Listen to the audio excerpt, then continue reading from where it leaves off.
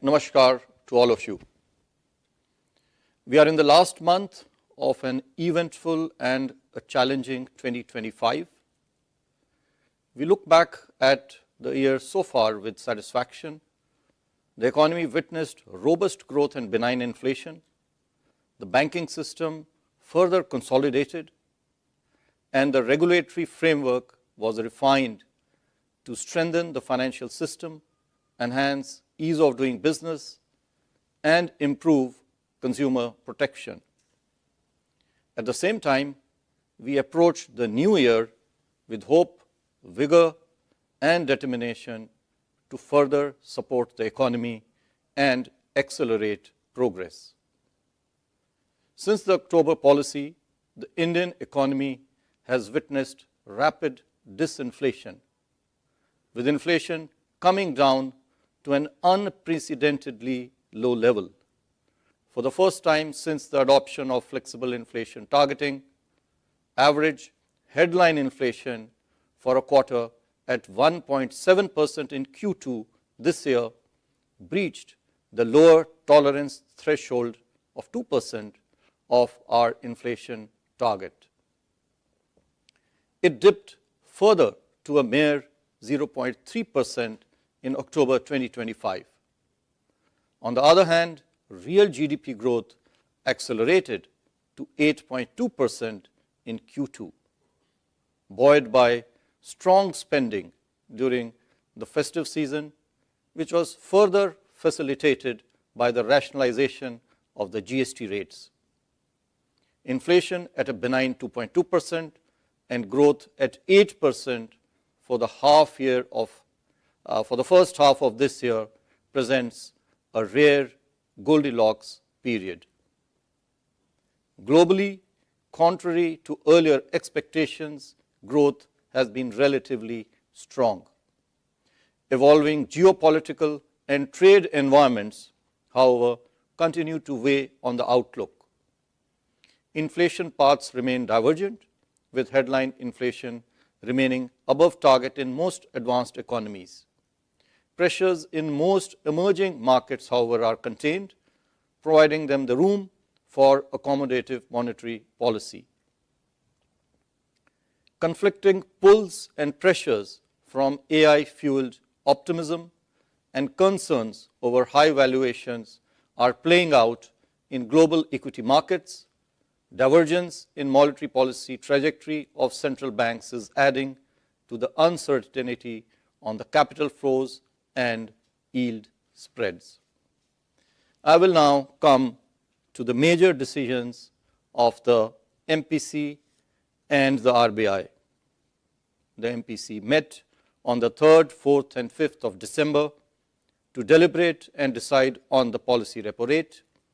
After a detailed assessment of the evolving macroeconomic conditions and the outlook, the MPC voted unanimously to reduce the policy repo rate by 25 basis points to 5.25% with immediate effect. I repeat, the MPC voted unanimously to reduce the policy repo rate by 25 basis points to 5.25% with immediate effect. Consequently, the STF rate under the LAF shall stand adjusted to 5% and the MSF and bank rate to 5.5%. The MPC also decided to continue with the neutral stance. Moreover, in view of the evolving liquidity conditions and the outlook, the Reserve Bank has decided to conduct OMO purchases of government securities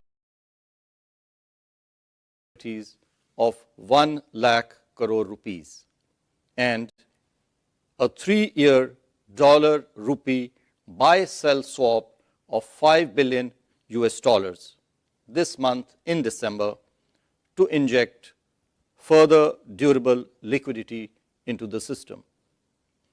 I shall now briefly set out the rationale for the decisions of the MPC.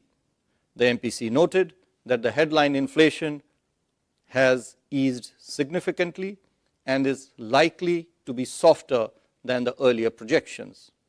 This is primarily on account of the exceptionally benign food prices. Reflecting these favorable conditions, the projections for average headline inflation this year and Q1 next year have been further revised downwards. Core inflation, which had been rising steadily since Q1 last year, eased at the margin in Q2 this year and is expected to remain anchored in the period ahead. So both headline and core inflation are expected to be at or below the 4% mark during the first half of next year. In fact, the underlying inflation pressures are even lower, as the impact of increased prices of precious metals in this inflation number is about 50 basis points. Growth, while remaining resilient, is expected to soften somewhat. Thus, the growth inflation balance, especially the benign inflation outlook on both headline and core, continues to provide the policy space to support the growth momentum. Accordingly, the MPC unanimously voted to reduce the policy repo rate by 25 basis points to 5.25%, and the MPC also decided to continue with the neutral stance. I will now spell out in some detail our assessment of growth and inflation. First of all, growth. Real GDP registered a 6-quarter high growth of 8.2%, as you are all aware, in Q2. This is underpinned by resilient domestic demand amidst global trade and policy uncertainties. On the supply side, real GVA expanded by 8.1%, aided by buoyant industrial and services sectors. Economic activity during the first half of the financial year benefited from income tax and GST rationalization, softer crude oil prices, front-loading of government capital expenditure, and facilitative monetary and financial conditions supported by benign inflation. High-frequency indicators suggest that domestic economic activity is holding up in Q3. There are some signs of weakness in few leading indicators. GST rationalization and festival-related spending supported domestic demand during October, November this year. Rural demand continues to be robust. Urban demand is recovering steadily. Investment activity remains healthy, with private investment gaining steam on the back of expansion in non-food bank credit and high capacity utilization, which is of the order of about 75%.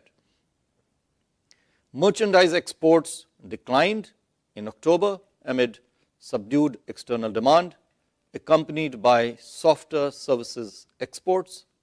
On the supply side, agricultural growth is supported by healthy kharif crop production, higher reservoir levels, and better rabi crop sowing.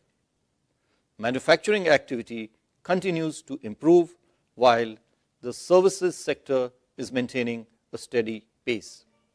Looking ahead, domestic factors such as healthy agricultural prospects, continued impact of GST rationalization, benign inflation, healthy balance sheets of corporates and financial institutions, congenial monetary and financial conditions should continue to support economic activity.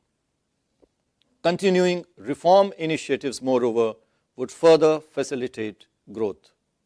On the external front, services exports are likely to remain strong, while merchandise exports face some headwinds. External uncertainties continue to pose downside risks to the outlook, while speedy conclusion of various ongoing trade and investment negotiations which the government is undertaking with various countries and jurisdictions present upside potential. Taking all these factors into consideration, real GDP growth for this year is now projected at 7.3%. This is up by about 0.5% from our earlier projections. Q3 is projected at 7% and Q4 at 6.5%. Real GDP growth for Q1 next year is projected at 6.7% and Q2 next year at 6.8%. The risks are evenly balanced. I will now move to inflation. Headline CPI inflation declined to an all-time low in October 2025. The faster than anticipated decline in inflation was led by correction in food prices, contrary to the usual trend witnessed during the months of September and October. Core inflation CPI remained largely contained in September-October despite continued price pressures exerted by precious metals. Excluding gold, core inflation moderated to 2.6% in October. Overall, the decline in inflation has become more generalized. Turning to the inflation outlook, food supply prospects have improved on the back of higher kharif production, healthy rabi sowing, adequate reservoir levels, and conducive soil moisture. Barring some metals, international commodity prices are likely to moderate going forward. Overall, inflation is likely to be softer than what was projected in October, mainly on account of the fall in food prices. Considering all these factors, CPI inflation for this year is now projected at 2%, again about 0.6% downwards from our earlier outlook. Q3 is at 0.6% and Q4 moves up to 2.9%. CPI inflation for Q1 and Q2 next year are projected at 3.9% and 4% respectively. I may, however, add that the underlying inflation pressures are even lower as the impact of increase in price of precious metals is about 50 basis points. The risks are evenly balanced. I will now draw your attention to the external sector. India's current account deficit moderated from 2.2% of GDP in Q2 last year to 1.3%. This is a decrease of about 0.9% in Q2 this year on account of robust services exports, which continue to do well, and strong remittances. In October 2025, merchandise exports contracted YOY, whereas merchandise imports continued to increase for the second consecutive month. This resulted in widening of the trade deficit. Healthy services exports coupled with strong remittance receipts are, however, expected to keep our current account deficit for this year modest. On the external financing side, gross FDI to India increased at a robust pace during the first half of the year. Net FDI too increased significantly due to a decline in repatriation despite a rise in outward FDI. FPI to India recorded net outflows of $0.7 billion this year so far, basis figures till December 3, primarily due to outflows in the equity segment. Flows under ECB and non-resident deposit accounts moderated as compared to last year. As on November 28, 2025, India's forex reserves stood at a healthy $686 billion.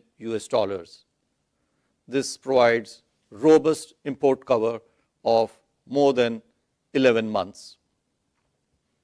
Overall, India's external sector remains resilient. We are confident of meeting our external financing requirements comfortably. I will now talk about the liquidity and financial market conditions. System liquidity as measured by the net position under the LAF, stood at an average surplus of 1.5 lakh crore rupees for the period since the MPC last met in October. Money market rates have remained largely aligned to the policy repo rate, which was 5.5%, amidst comfortable liquidity conditions. G-Sec yields have remained range-bound since the last policy. In response to the cumulative 100 basis points cut in the policy repo rate, the weighted average lending rate of scheduled commercial banks declined by 69 basis points for fresh rupee loans during this period. In fact, the interest rate effect is even more at 78 basis points. The moderation in the weighted average lending rate of outstanding rupee loans has been to the extent of 63 basis points, which again is very satisfactory. The transmission has been very broad-based across sectors. On the deposit side, the weighted average domestic term deposit rate on fresh deposits has declined by 105 basis points, while that on outstanding deposits has softened by 32 basis points over the same period. I would like to take this opportunity to reiterate that we are committed to provide sufficient durable liquidity to the banking system. We continuously assess the durable liquidity requirements of the banking system, which happens due to changes in currency in circulation, forex operations, and reserves maintenance. Going forward too, we shall continue to do so. And after reviewing the liquidity situation and the outlook, as mentioned earlier, we have decided to conduct OMO purchases of government securities amounting to 1 lakh crore rupees in this month. Moreover, we will also be conducting a 3-year dollar rupee buy-sell swaps this month. The details will be notified separately later today. We are hopeful that these measures will ensure adequate durable liquidity in the system and further facilitate monetary transmission. I would also like to clarify that injection or absorption of liquidity through purchase or sale of government securities under OMOs and that through operations under the LAF, which is VRR or VRRR, which are of short-term duration, serve very different purposes. While the objective of purchase and sale under OMO is to provide or absorb durable liquidity, the purpose, which is long-term, and the purpose of repo operations is to manage transient liquidity, which is of very short nature, so as to align the operating target, which for us is the weighted average call rate or the Walker, to the policy repo rate, which now stands reduced to 5.25%. So it is quite possible that on the one hand, we inject durable liquidity through purchase of government securities under OMO, while simultaneously withdrawing transient liquidity through a VRRR operation on the other hand. I would further like to reiterate that the primary instrument of monetary policy is the policy repo rate. It is expected that changes in the short-term interest rates will transmit to various long-term rates. At the same time, the primary purpose of OMOs is to provide sufficient liquidity and not to directly influence G-Sec yields. I will now talk about financial stability. The system level financial parameters related to capital adequacy, liquidity, asset quality, and profitability of the scheduled commercial banks continue to remain robust. Similarly, the system level parameters of NBFCs too are sound. They have adequate capital position, and they have improved gross NPAs. The total flow of resources to the commercial sector has been strengthened. This is bolstered by greater non-bank intermediation.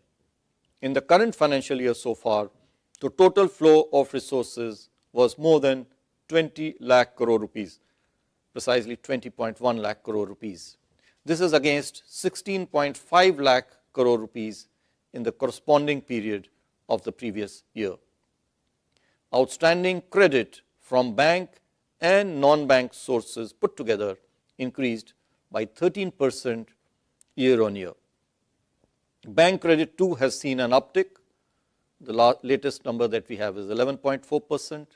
Sector-wise data reveals that growth was supported by sustained lending in retail and service sector segments.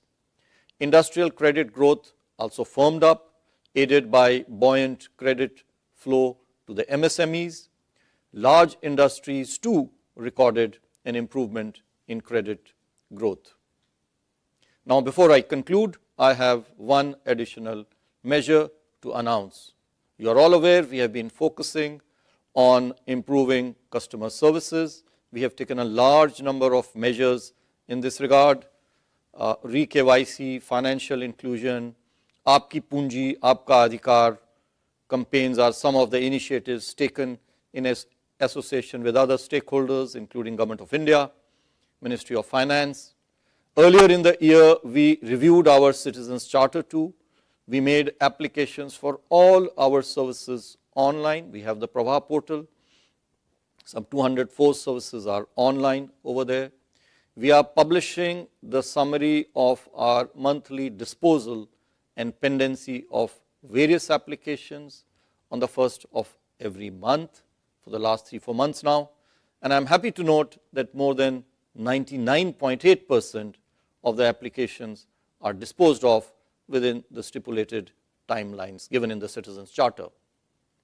However, in the recent past, as a result of inter alia receipt of a large number of grievances, pendency with the RBI Ombudsman has increased. I therefore exhort all regulated entities to kindly keep customers central in their policies and operations, improve customer service, and reduce grievances. Further, in this regard, we propose to hold a 2-month campaign from 1st January next year with an aim to resolve all grievances pending with the Ombudsman, with the RBI Ombudsman for more than a month. I elicit the support of all regulated entities in this endeavor. Let me now conclude.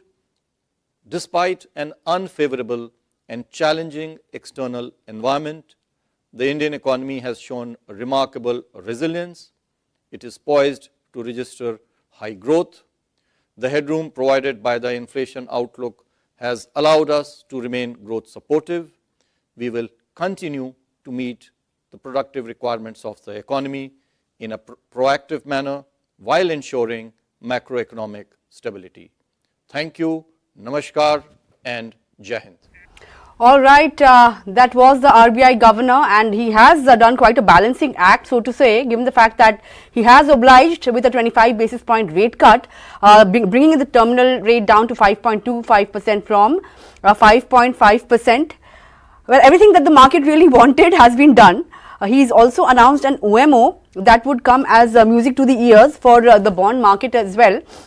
We've seen the yield also cooling off. The market, by the way, is at the day's high. We have cleared the 26,100 mark on the upside. The Nifty Bank as well at the high point of the day. Just want to see what the rate is at. The Nifty Bank index is above that 59,500 mark as well. But just in terms of summarizing what the governor really said. He has taken note of the Goldilocks situation that the economy is in right now. Lower inflation, above 8% growth, which by the way would in any emerging economy would really kill for. 8.2% growth presents a Goldilocks period. That's something that the governor took note of. As I mentioned, 25 basis point rate cut, terminal rates now stand at 5.25%. Stance of course remains neutral. That was the expectation by and large. Aside of that, growth forecast upped to 7.3% vis-a-vis 6.8%. If you do the math, first half is already very strong, second half as well. I think the forecasts have been fairly strong. For Q3 it's 7%, which has been upped from 6.4%. For Q4 as well, he has raised the GDP forecast to 6.5% from 6.2%. And of course, inflation forecast has been lowered to 2% from 2.6%. And aside of that, that OMO announcement, that also came as music to the ears. 1 lakh crore worth of OMO will be conducted this month. And aside of that, there is a dollar rupee swap of 3 billion, that has been announced as well. 5 billion, I beg your pardon, that has been announced. And of course, whether or not that will ease significant pressure on rupee or not, we'll pose that question to our economist who will be joining in a short while. But yes, fine balancing act looks like it, given the fact that bond yields reacted 3 basis point lower on the yield front, 6.47. Equity markets have taken it up with both hands. The Nifty, spurted to the high point of the day above that 26,100 mark. But the mid-cap index, however, continues to sulk. But the Nifty Bank index as well, very, very smart uptick coming in. 59,500 has been cleared on the Nifty Bank index. Since we're talking about the reaction in the market after the RBI announcement, look at some of these NBFCs. They have jumped up. Look at Shriram Finance, that's up 2.5%. Bajaj Twins are gaining in good 2%. Banking names, of course, SBI, I can spot that's doing well. On the other banks, let's see which are the banks that are doing well. You have, Axis Bank and IndusInd Bank are sitting out, but ICICI Bank, HDFC Bank, all of these counters are in the green after, clocking in losses yesterday. And the Nifty PSU Bank index as well has seen a good spurt up. Indian Bank, that's the top gainer, 2% up. And, if you look at PNB, that's also gained in excess of 1%. So all in all, good balancing act. That's what the market is saying. We'll ask our experts what they think. But in terms of the rupee value as well, just take a look at it, 89.96. Of course, it started around 89.94, but it is below that 90 handle right now. So that's the currency for you. Nifty Financial Services Index is up 0.5%. And whatever said and done, the mid-cap index aren't really participating. The broader markets, I beg your pardon. And the breadth remains skewed in favor of laggards. Let's see as the day progresses if we get the mid-caps also to participate now that rate cut has really come by. But, joining me now is our banking editor, Moneycontrol's banking editor, Hamsini Karthik. Hamsini, we were talking about it in the morning, divided street, but of course, the majority of the street was expecting a 25 basis point. Governor has obliged, not just that, OMO, the rupee dollar swaps, and quite a few. Last time it was more about banking regulations. This time, of course, it was supposed to be rates. He's obliged and he's really balanced it pretty well. That's what it looks like. What do you think? Absolutely, Nandita. I mean, about an hour back, I was telling you that 25 cut is what is the popular consensus. Glad he stood the ground on that. He didn't get quite distracted, or the MPC rather didn't quite sway with the incoming data later last month and earlier this month. But he did, a couple of interesting takeaways. Like you mentioned, there was a lot of stress once again on liquidity. 1.5 lakh crore is a surplus that we're seeing right now. It's not that that's a bad number to work with. We've seen this number decline to even 60,000 crore around the same time last year. So we're healthy on liquidity. But you should pay a little more attention to his commentary on that front. He said that we will do we will ensure that there's durable liquidity in the system, but whatever is transient liquidity, we will not hesitate to suck it back. Right? So there will be VRR, VRR operations to curb liquidity wherever it is felt that it's an excess and this excess is not being deployed properly. Interesting takeaway for me though was the point that there was absolutely no mention of rupee. There was emphasis in 2-3 places that our forex reserves are comfortable enough for the next 11 months. That's a big takeaway, meaning that rupee at 90 is not something which even the governor seems to be quite distracted about. He seemed very happy with where the number was. The other interesting takeaway is that much of the focus right now is on domestic factors, domestic growth factors. He emphasized that domestic growth, credit growth is at 11.5%. That put along with NBFCs is a healthy 13% plus. He was very happy on the growth front, and per se I would see the 25 basis point cut as another push or as another concentrated effort to ensure that maybe this 11 can come to 12 or 12 and a half, because we're seeing a reasonable amount of transmission happening on the lending side. Interesting takeaway once again was that incremental deposits are beginning to flow in at just about 103 basis points lower, right? Which means that if we've had 100 basis point repo cut so far, banks have the ability to price fresh deposits at a rate slightly lower than even the repo cuts that we've seen so far. Now it becomes 125 cut. So you can see further easing up on deposit front. Of course, yes, it's a all-out battle for deposits. Bank will have to figure out a good strategy to keep a check on cost of deposits, as well as ensure that flow of deposits is not per se a problem.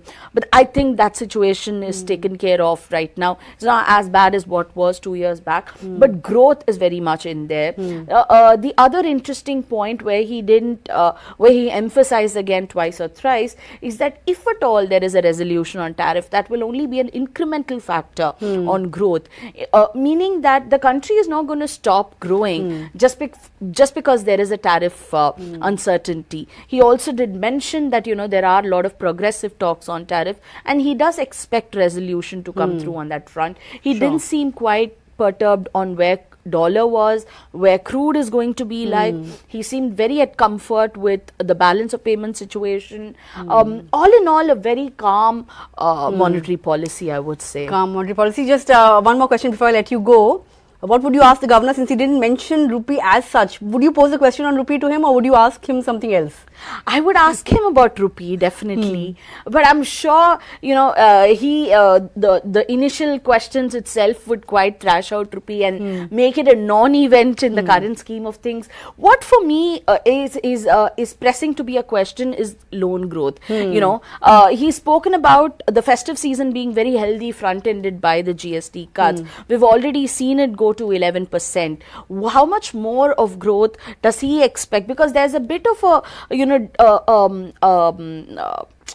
missing puzzles when you look at GDP growth, loan growth data, cost of funds data and all that. It's not really matching. Paths not fixing exactly the way they should. So where is the little bit of dichotomy, if there is, in terms of growth? How much more growth is he anticipating? Because at the current run rate, we might far exceed the GDP estimates which are being put forth. Of course. Right? So what all goes into it? And he's also expecting Q4 inflation to touch 4%. Is it going to be growth led? Those are some of the top of mind questions for me. Okay, sure. I'll let you go on that front. On that note, rather, Amsali, thanks a lot for putting things into perspective. We'll keep an eye out on the presser as well. That starts at 12 o'clock. Yeah. But on that note, let me bring on board our next set of experts. Joining me is Namrata Mittal, CFA Chief Economist at SBI Mutual Fund. And of course, we also have Big Market Boys, Sunil Subramaniam joining in. Great to have you guys on the show. Namrata, coming to you first. Happy with that 25 basis point rate cut, or were you in the camp that believed that he should have saved that ammunition for another day? Hi, good morning. So we were in the camp that it can be a 25 basis point of rate cut, and governor has delivered in line with expectation. But just before the policy, the dynamics were such that more support were needed in terms of the currency market and the liquidity market. Because as governor mentioned that from October policy till now, your banking system liquidity as measured by net lapse surplus has come down to 1.5 trillion, which is 0.5% of NDT. NDTL. And it has been RBI's own desire that during the time of monetary easing, or they would generally like to maintain a LAF at 1% of NDTL. And the current announcement of 1 lakh crore of OMO purchase plus 5 billion of buy-sell swap in the forward market is just exactly that, which will take to your liquidity to around 1 trillion in terms of net LAF surplus. And also what was happening is that because the forward premiums in the forward Okay, the FX market had increased, that would also Namrata, just one second. I think your audio kind of tapered off. I'll come back to you in just a bit. Perhaps you'll have to repeat your answer once again, because I think half of the audio didn't go on air. But until we fix that, let me come to Sunil. Sunil, last time I spoke to you, I remember very clearly you said that a 25 basis point may not be warranted just yet, given the fact that the governor front-loaded rate cuts. We saw 100 basis point already. Growth is so strong. But now, what is your reaction? Market has taken it up with both hands. Are you happy, or do you still think that he should have kept that ammunition in the arsenal for now?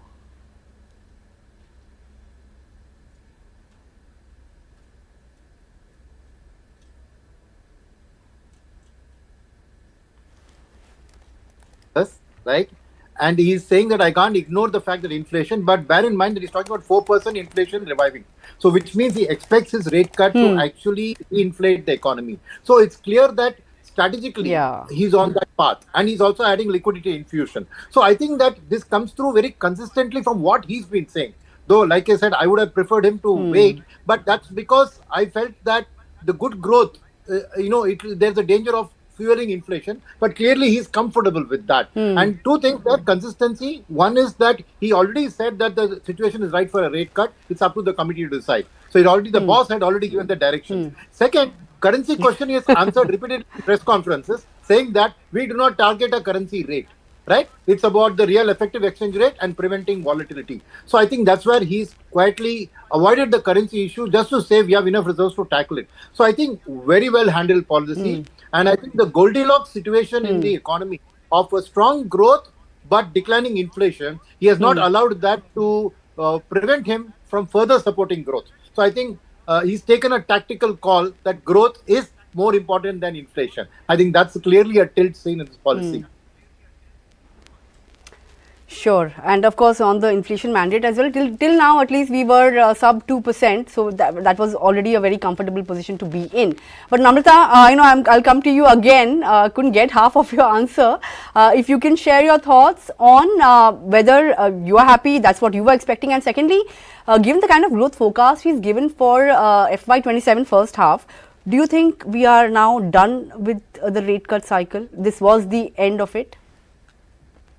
I think we still have a scope for at least one ultimate rate cut, maybe in the February policy. And we have to also remember that even as your real growth is jacked up, but your nominal growth is contained. And I think we also have to wait out for the new GDP and the new CPI series, which will release in February. And that will be a much more robust, and it will be much more representative of the new set of activities or new set of purchases that are happening, and a lot of these forecasts could undergo revision once your new series also come in. But we're in the camp that maybe one more rate cut is left for the February policy. Okay, one more rate cut. Sunil, would you agree or would you differ on that? Do you think we are done for now? No, I think that it depends on the GST, post-GST quarter GDP growth numbers. I think if they surprise on the upside, right, the next quarter's GDP, then we may not need to do that. Because the economy is picking up speed, because he mentioned that private capital is also picking up speed. So I think it will be data driven. So I think it's early days to say about another rate cut, because the point is that he's projecting inflation to go up to 4% by Q1 of next year. So which means in that scenario, whether he can do a rate cut, I don't know. The only thing supporting a further rate cut, I will tell you, is that the fact that real interest rates are still very high. Okay, so I think that he will be data dependent. So I think that, very often you see now and earlier what's on your screen, right? RBI's data keeps getting revised. So today to say that these future data will actually come through is also a big risk. So I would say it's got to be data dependent. If inflation goes back to 4, then it's tough to do a rate cut. But if it stays at 2 to 2.5, then another rate cut is possible. I think it's got to be data dependent in terms of the forecast. Okay, data dependent. As Namrata also mentioned that the new series also comes in and that will give us a clearer picture. But let's talk about the liquidity measures also. They are of utmost importance this time around. OMO of 1 lakh crore, what are your thoughts? Do you think that's enough to jack up durable liquidity? Right now, I think 1.5 lakh crores, that's what he's mentioned, is there in the system in terms of durable liquidity. So 1 lakh crore, would the bond markets be okay with that, or were they expecting a higher amount like 1.5 or 2? Namrata. Yeah, as we head into the policy, some sort of liquidity support was expected. So we have to keep in mind that even the action in the forward market is also liquidity accretive. Your durable liquidity is presently at 3 lakh crore. It is when you adjust for the government cash balance and you look at the banking system liquidity, it is at 1.5 lakh crore. That is at 0.5% of NDTL. So the combination of this will help to address the liquidity shortages that we do face at the time when there are tax outflows. But market was expecting some 2 lakh crore of a total support. We'll have to see how the situation evolves, because December to March is also the position when, or also the months when your currency outflow increases. So maybe this is not a done deal. We have to watch how your FX dynamics evolve and how your currency actions evolve. Maybe more could be in the offing. Okay. More yeah, but this is definitely. This is definitely good support for the market. So, okay, definitely good support for the market. Yes, Sunil, what did you make of the messaging from the RBI? As you already said that, of course, Goldilocks scenario plus the liquidity boosting measures, better for NBFCs in that sense, because do you think banks have the stomach to, have the capability to stomach this rate cut? Margins were under pressure, no big pressure as such, but SBI, in fact, I think reported margin uptick of 4 basis points in the last quarter. But going forward, banks, do you think they have the capability to stomach this rate cut, or would you play it through NBFCs and PSU banks, this rate cut? How would you look at it from a banking perspective? Two things here. I think the banks have already shown that. If you see the transmission in the deposit rates is 105 basis points, transmission in the loans is only 70 basis points, right? So clearly they are playing this to their advantage, right? They are aggressively cutting deposit rates for new deposits, right? And they are not cutting much on the existing. Existing you can't cut because you don't reprice a fixed deposit.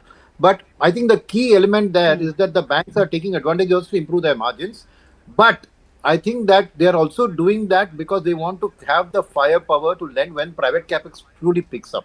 So I think that this is a good news for the banks, that the data already shows that they have taken full advantage of rate cut on their borrowing side, and on the lending side are keeping firepower. So it's good for the banks. For NBFCs, their primary source of funding is the banks, right? Or either even if they come through the capital market, it is the banks and the mutual funds which subscribe to that. So they are ultimately dependent on that, and so the overall reduction is going to benefit NBFCs too, because by and large NBFC lending is fixed rate, whereas bank lending is largely linked to a variable rate, marginal rate funding. So to that extent, I would say NBFCs will benefit, because if your cost is going to go down, but your fixed rate loans will take time to run off, right? So NBFCs definitely will benefit from this move that's happening. Okay, NBFCs will definitely benefit. Let's talk about the currency as well. Now, Namrata, I'll come to you. Governor announced a 3-year USD INR buy-sell swap of $5 billion in December. Put into perspective, how will this ease pressure on the rupee? Although the governor didn't really mention rupee as such, as Hamsini was also pointing out, and there'll be a whole lot of questions on that in the press conference, I'm sure. But out of this move, what is your takeaway? What do you expect? How much pressure can it ease on the rupee going forward? And also tell us what is the medium-term target on or medium-term level on the rupee that you guys at SBI Mutual Fund are envisaging? So, we usually, in the last 5 to 7 years, we have seen that rupee on an average depreciates by around 3 to 4%. But this year was strange because there were multiple things in the favor of rupee. Your inflation in India was lower than that of US. Your crude prices were contained. Your dollar, in measured in terms of DXY, had depreciated by some 8%. Your rest, all the other emerging market currencies, except for, let's say, Indonesia and Turkey, all of them were appreciating. So backdrop wasn't such that your rupee should depreciate as much. It has depreciated by 4% odd year to date. And we think this is largely because of the trade deal that hasn't gone through with the US, and we are facing 50% tariffs because globally also global trade, goods export isn't doing as bad. But for India, our FYTD, our exports has declined by 1%. So I do suspect that a lot of these pressures that we are seeing in terms of goods exports, in terms of rupee, or in terms of your even FPI movements will take a breather on the positive side if these trade deals sort of sort out. But until that sorts out, there's also one thing which is positive is that quarter 4 of any fiscal year seasonally tends to be better for India's export. So that should also help the kind of depreciation pressure that we're seeing on rupee. But the bias still remains. This is an incremental measure which will help to address the shortages of dollar that we're seeing in the forward market. But as of now, we still stay tuned on the depreciation bias on rupee. But that is not entirely bad because that helps to address some sort of a competitiveness, lack of competitiveness that we see against Chinese goods or in face of the 50% tariff that is there currently on India. So, what is your 6 to 7 month kind of a target on the rupee in that sense? What is that level, that the discovered level on rupee according to you guys at SBI Mutual Fund? So a lot will depend on the trade deals and the kind of the sentiments that are there towards the FPI. But on an annual basis, we're still pegged towards, on a YOY basis, some 3 to 4% kind of a depreciation. Okay, all right, that's point taken. But Sunil, looking at the reaction, no matter what you do, mid caps don't want to participate. Even today, mid cap is in the red, breadth of the market again negative. What's your sense? At least, this should have come as some kind of a reprieve. We could have at least seen some kind of a good knee-jerk reaction on the mid caps. That really hasn't happened. What would it really take for broader markets to participate here on? Of course, we are looking at a trade deal end of the year, and reports are suggesting that a US trade team will also be coming to India next week. But nothing seems to be really working as such. Yeah, I'll tell you what, the reason for this is that the DIIs are preferring to buy large caps. It's clear and simple action by the DIIs. And when will that change? I'm going to give a very contra opinion here. It will change when FIIs come back. Because when FIIs come back and they start buying large caps and larger mid caps, DIIs will sell those to them, booking profits, and then divert that to mid caps. Today for them, from a safety plus this perspective, large caps give a much better space. And banking index, you know that, right? It's 35% of the large cap index. So banks and the large caps tend to go hand in hand. And so it's a DII action. And that will change only when a FII comes in. Because today DIIs are still preferring the safety and comfort of large caps. And another reason for that is that when they want to shift later, it's easier to get rid of the large caps without a price action impacted by their own selling. Whereas if they stock up on mid and small caps, want to change strategy, there's a transaction cost involved. So I think that they are playing it safe. And when the FIs come back is when you see a broader market revival. It's a slightly contrarian view, but that's the way I see it playing out. And for that, the growth, and also ask you, Nandita, to answer your question, what will it take for mid caps to grow? The growth has to come back very, very strongly. What's on the table is just justifying mid cap valuations. It's not yet, upward biased. And small caps are disappointing. So from the earnings relative to valuation. So that has to change. We need a far higher growth rate from mid cap and small cap now. That's true, and as Namrata also pointed out, that nominal GDP growth continues to be weak, right? 8.7, of course, not flowing through to earnings, and that's what earnings are really linked to any which ways. So, in terms of nominal growth, Namrata, what are your expectations? Of course, the real GDP growth forecast has been upped. Deflator is a point. Of course, that's what impacts the difference between real GDP and nominal GDP. What's your sense here on? Will it percolate to nominal? Do you expect a return to 10% anytime soon? How are you looking at it? Sure. So for FY26, we're still pegged at 8.5% in terms of nominal growth. Quarter three is almost gone by, and quarter two also in terms of deflator isn't looking that exciting. But I must mention that even as we are in the camp that maybe one more rate cut is left in the February policy, that is primarily stemming from the fact that inflation still provides an enabling backdrop. From the growth perspective, we do think that a lot of policy actions that have gone into supporting growth, both from the monetary and the regulatory and the government actions, tells you that maybe worst in terms of growth is behind us, and directionally we should see an improvement in overall demand trajectory for India. But and we're hopeful that FY27 should help us clock somewhere around 9.5 to 10% kind of a growth. But I will again tell you that all these projections are with a lot of caution, because a lot of changes, as we've attended various must-be conferences, we're given to understand that a lot is changing in terms of the way the CPI and the GDP series will be estimated. So we have to see what kind of surprises or upsides, both on the downside, does that throw to us when they are released in the month of February. Okay, a lot hinges on that new series. Of course, I think by next policy, perhaps we'll have some clarity on that. But going forward, anything in particular that you'll be looking out for in the press conference, Namrata?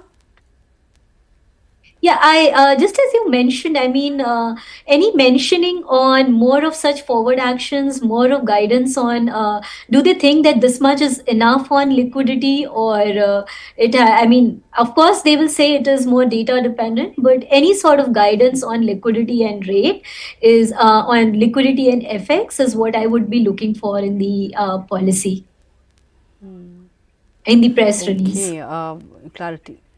Sure, got your point. Talking about the market once again then, Sunil, in terms of some other rate sensitives, I want to point out real estate is one that has really not participated. It has been on wobbly ground, even in this leg of the, nifty up move. YTD, if you see, real estate sector has been badgered out of shape, really.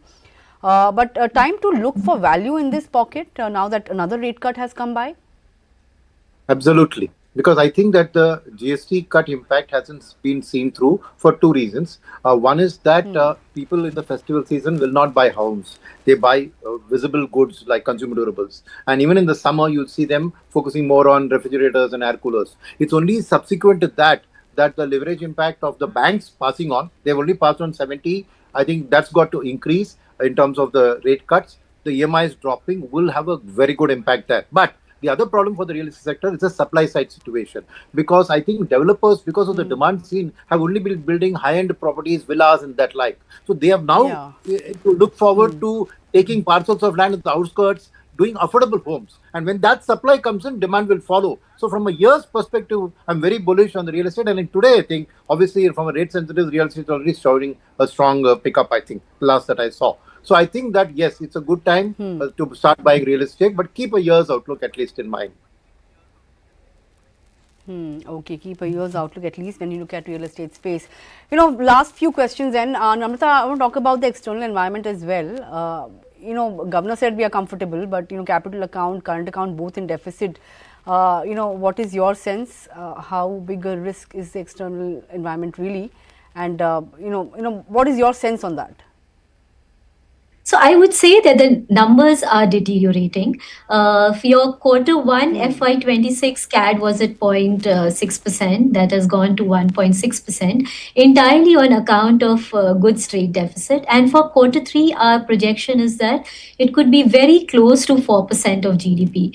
And of course, I mean, it will once again neutralize, and we expect it to come lower in quarter four, so that the full year average would be closer to 1.8 or 1.9% of GDP. But that is telling you that incrementally your current account deficit has widened. We would be happy if it would just be widening because of increased import, because that is telling you that there is a robustness in economic activity, domestic economic activity, and then it will help investment also. But it is not purely happening on account of increased import, but it is also happening on account of some loss in exports.